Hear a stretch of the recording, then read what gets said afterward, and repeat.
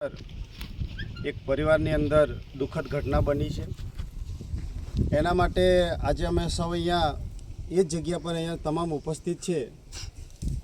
આવી અમારા વિસ્તારની અંદર અનેકો ઘણી ઘટનાઓ બની છે। એના માટે આજથી એક મહિના અગાઉ તારીખ 20 મે 2026ના રોજ મધ્ય ગુજરાત વીજ કંપની લિમિટેડ નસવાડી ખાતે મેં એક લેખિતમાં પણ એમને આપેલું છે કે અમારા વિસ્તારની અંદર અનેક જગ્યાઓ પર તાર છે, વાયર છે એ ખૂબ નીચા છે અને બીજું કે થાંભલા પણ અનેક જગ્યાએ નમી ગયેલા છે। એનાથી આવનાર સમયની અંદર અમારા જે લોકો છે અહીંયા રોજબરોજ અહીંયા જે ફરતા હોય છે એમને સમસ્યા ઊભી થશે।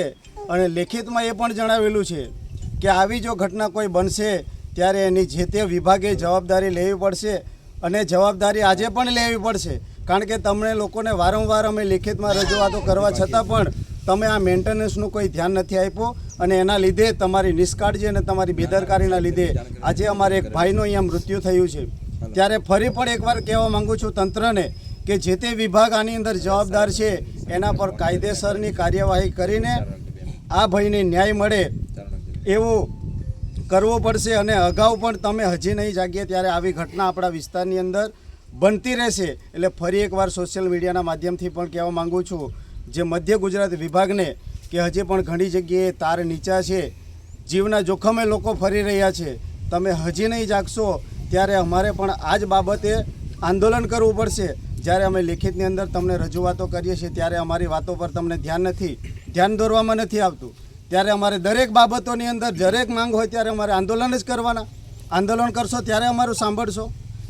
આજે ઘણી જગ્યા પર થાંભલા નમી ગયેલા છે એના માટે મેં પોતે અરજી આપેલી છે મધ્ય ગુજરાત વીજ કંપની નસવાડીમાં જઈને, તેમ છતાં પણ ધ્યાન નથી દોરાતું। એટલે ફરી એકવાર કહું છું કે જે તે પણ આના પર જવાબદાર છે એના પર સખતમાં સખત કાર્યવાહી કરવું જોઈએ। ગણેશ રાઠવા, આમ આદમી પાર્ટી, તાલુકા સદસ્ય, જોહાર, જય આદિવાસી।